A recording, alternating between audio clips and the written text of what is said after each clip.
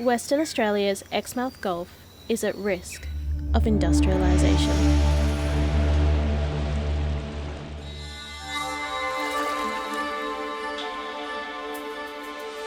The Exmouth Gulf acts as a nursery for rare marine species of the UNESCO-protected World Heritage Ningaloo Reef. But unlike the Ningaloo Reef, the Exmouth Gulf has not yet been granted environmental protections.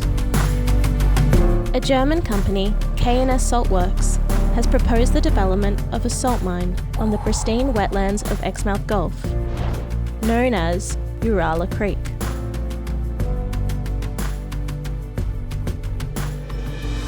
Local wildlife filmmakers Jordan Walden and Michael Tropiano have been exploring Exmouth Gulf's Urala Creek for years and have documented the unique and diverse wildlife found there, including the critically endangered sawfish.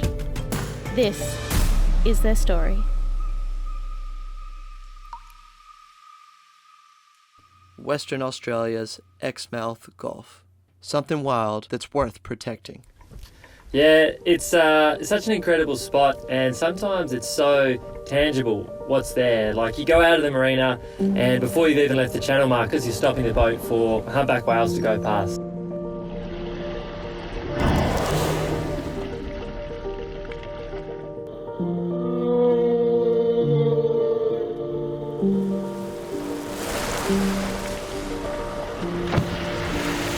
I don't know how many times we've headed out there, and same thing, like just in that main channel of the marina, having seen manta rays,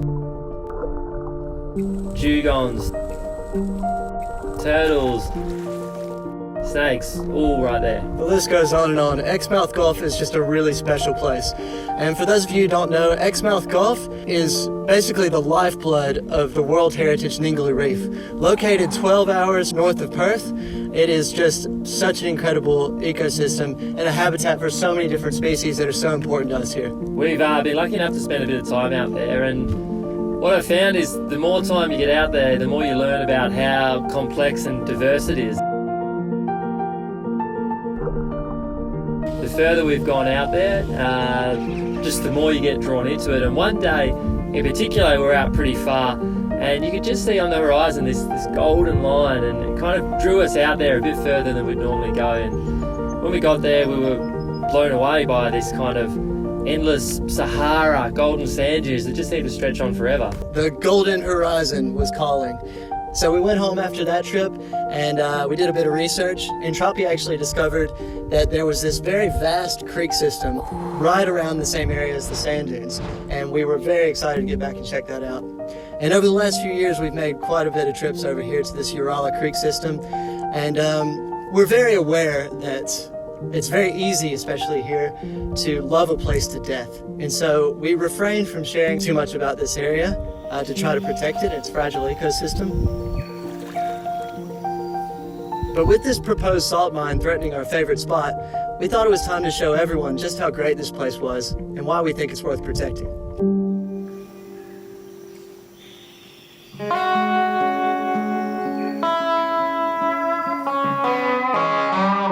I can still remember the first time we went out there, and we got to the mouth of North Urala about half hour before sunset, and we were just met with breaking waves all across the river mouth. You can see where these little ones are standing up. These systems are kind of shallow tidally influenced systems, and the sandbars out the front are always moving. We'd scouted before the trip a channel that we thought we could get in, but the sandbar had moved when we got there. So it was about 2 seconds into this trip that we found ourselves strung up on a sandbar. So there we were, it's fading light, the tide's draining out, we're stuck on this sandbar, but lucky, the benefits of an alley boat, you just jump out, everyone pushes, and soon we were up the creek. We walked ourselves into the mouth. It was dark by then, so we didn't really know where we were, but yeah, we set out for the night, and we're excited to see what it would look like in the morning.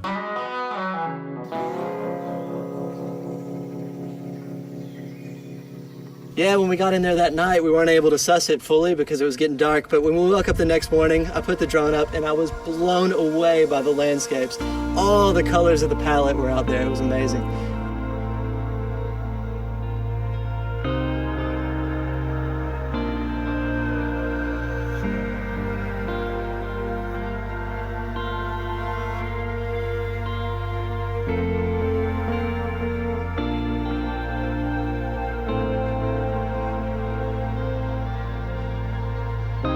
it's wild. You can see the system has so much going on. You can see the mangrove creeks, the big salt pans, the mud flats, and these huge algal mats that are incredibly important for nutrient cycling, not just there, but feeding into the whole Gulf. We explored more and more over time these systems, and it was just this endless creek with arms and tributaries that went off everywhere, full of mangroves and birds and all kinds of critters up there.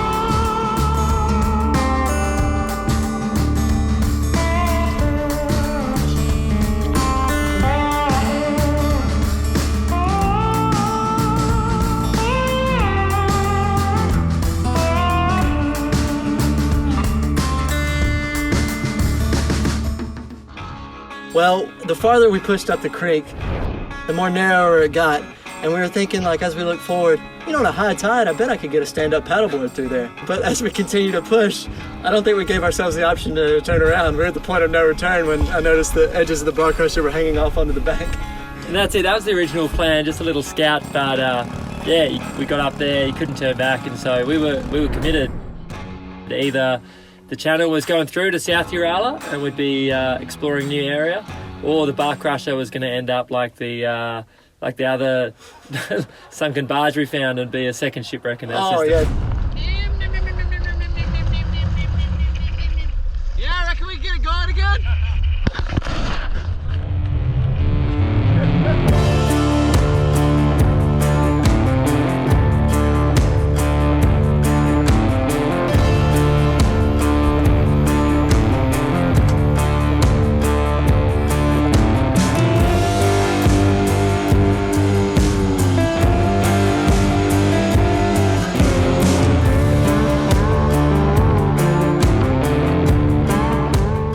Yeah, pretty hard to navigate too. It's a shallow system with pretty much zero visibility, uncharted, so constantly getting stuck on the mud and getting out and pushing.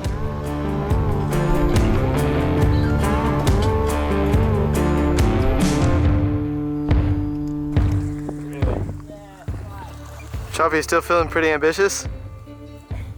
We've got one big challenge ahead of us.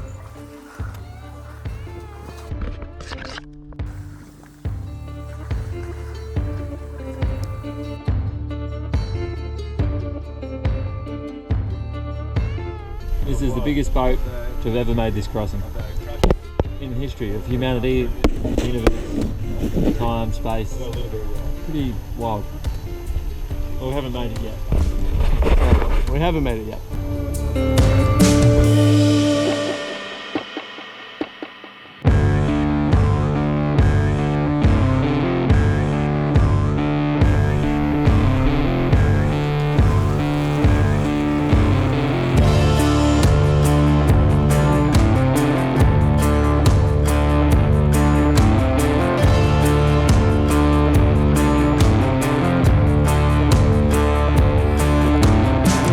So we pushed on up the creek, and we with some challenges and some bit of fun along the way. Skiing the mangroves.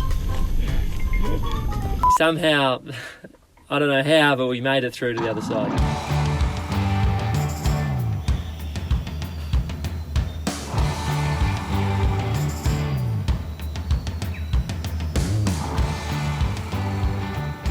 As much as we love the northern Urala system, when we got to the southern Urala system, we were just blown away with the flourishing amount of life that was down there. Birds, little crustaceans, little snakes, and all kinds of things.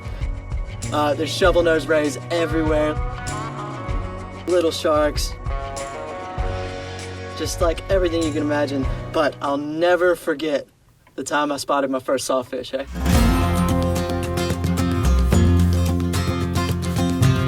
I remember on sunset, you'd put the drone up and sitting at the bank, and then I just remember you yelling, I got one! And we all came running over, and on there it was on your little screen. First time any of us had ever seen a critically endangered sawfish sitting right there in the shallows. Yeah, I was pretty excited. I mean, it's a fish with a chainsaw for a nose. I see it. You got it? Yeah.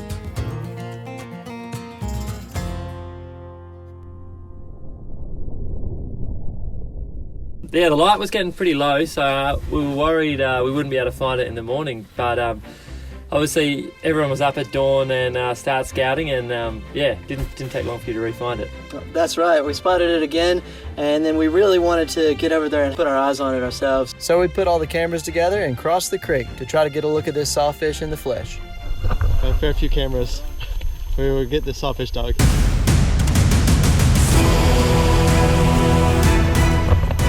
Oh, Operation Sawfish in effect.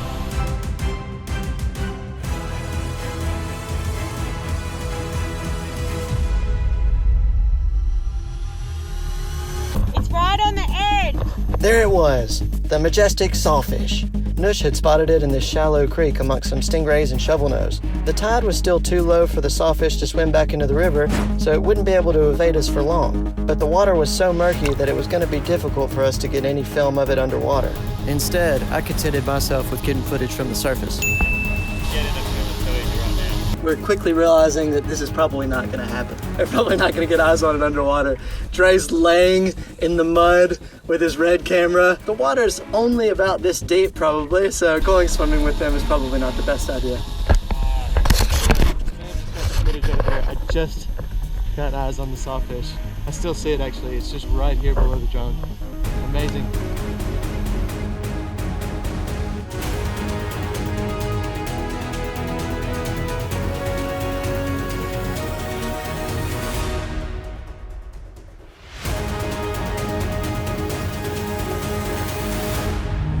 So yeah, that didn't work out as expected, but still a pretty exciting mission. Nah, and there ended up being a couple up there, which is pretty cool. So you've got two sawfish living in this tiny, tiny puddle in the middle of nowhere. Just nature doing its thing like it has for thousands of years, uninterrupted, undisturbed. These critically endangered guys just chilling out. It's incredible.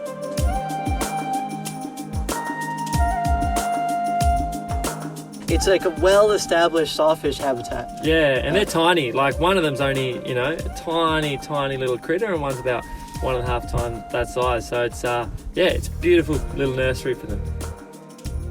Yeah, they're both juveniles. And how big did you say that they get when they're adults? They'll get to 5 meters when they're fully grown. So they'll push out. They'll live in Exmouth Gulf, the back of Ningaloo Reef, and they'll cover a bit of ground. So they'll be pretty untouchable when they're that big. But when they're this size, predators and sharks still can eat them. They look kind of exciting to us with that saw, but they're pretty harmless when they're small. So if they are in any deeper water than those shallow little sand flats, it would be nothing for a bull shark, or a hammer or one of those predatory sharks to come in and snaffle one up. Well, that's right, yeah. Since this time, we've gone back to this same exact location multiple times over the last few years, and we always see these two sawfish in exactly the same spot, usually hanging out with their shovelnose and stingray mates. And they're definitely not respectful of the shovelnose or stingray's personal space.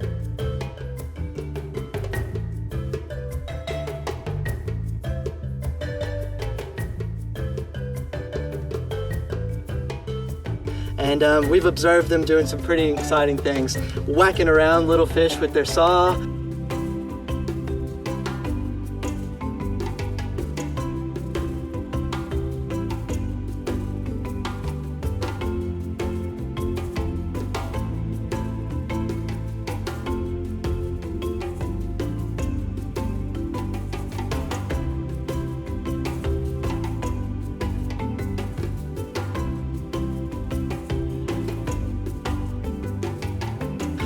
Rolling upside down and showing us their bellies, and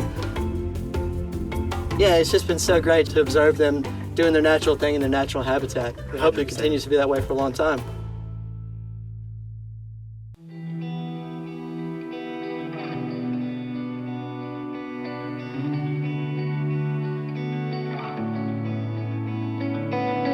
So after years of exploring this Urala Creek system and really learning to love the place, we're pretty shocked to hear about this salt mine proposal, and even more so when we found out that it's right in the heart of the Urala Creek system. So we did a bit of research, and we got the GPS points of where some specific infrastructure of this salt mine is going to be, and we went on one last trip to explore it and to see what kind of effects this salt mine might have on our very favorite spot. First stop was actually to a bit just north of the creeks called Locker Point, and we'd never been out there, so really keen to get out there and check it out. Beautiful, beautiful little stretch of coast. It's actually a pretty specky spot.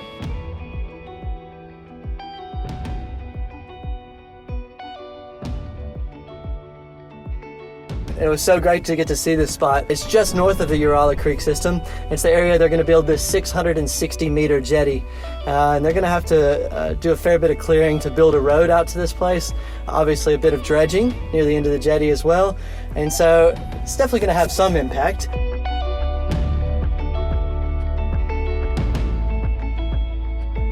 And then just south of where the jetty location is going to be is the Locker Point itself. This area is some incredible, beautiful coral just right offshore. And there's this little sand channel that we drove the bar crusher right in the middle of all the way up to shore, and just coral surrounding us on either side. Beautiful location. Yeah, there's not many spots on the Eastern Gulf where the coral is that dense with hard corals. Yeah, just the density of life in that area kind of blew me away. Yeah, so it was great to get to go up there and see Locker Point and see that area, a new area for us. But what we were most interested in of the salt mine proposal was the seawater intake, which when we got down there, we had a look at the GPS point exactly where it was. We noticed that it's like right in the heart of South Urala Creek, just in the heart of the most healthy habitat, really. And it's just really close, actually, to where we'd been seeing these sawfish, right by the sawfish habitat. And not only that, it's in they're gonna have to clear some of the densest mangroves in the whole Urala Creek system that we noticed. They're clearing 4 hectares nearly of mangroves in order to put in the seawater intake. Yeah, so the seawater intake's kind of the key part of how one of these salt plants works. You pump salt water from an area, it's gonna go into a channel out the back and into these big drying fields that'll be out on the kind of salt flats out the back. And you need to pump a pretty significant volume of water, so it's going to be about 250 billion litres of water a year coming out of there. And it's hard to know exactly what a number like that means, right? Because the ocean has like a seemingly infinite amount of water. If you're pumping 250 billion litres of water a year, what does that mean? But some of the studies they've done have suggested that that could drop the water level as much as 20 centimeters. And if you drop the water level 20 centimeters on low tide in southern Urala Creek, that's going to dry out the sawfish habitat. Yeah, exactly, and he can push out into the deeper water, but he'll lose that area there, and as we kind of said, that shallow area is where is the nursery habitat for those guys. They're still vulnerable in that stage, so when they push into deeper water, they've either got to find a new shallow water area to move into, or they do put themselves at risk there. It's been such a privilege going out to this area and just getting to see nature doing its thing, untouched, uninterrupted as it's always been. And yeah, I guess this last trip kind of just reminded me that I hope we're all just really careful in how we decide the best ways to utilise areas like this. Yeah, absolutely. We're really happy to have had this opportunity to share our favourite spot with you, and we hope we've been able to paint a picture of how valuable this ecosystem is and that it's worth protecting. Help us protect Urala Creek and the Exmouth Gulf by visiting marineconservation.org.au/actions/stop saltworks in Exmouth Gulf and send a message to the Western Australian Government voicing your concern.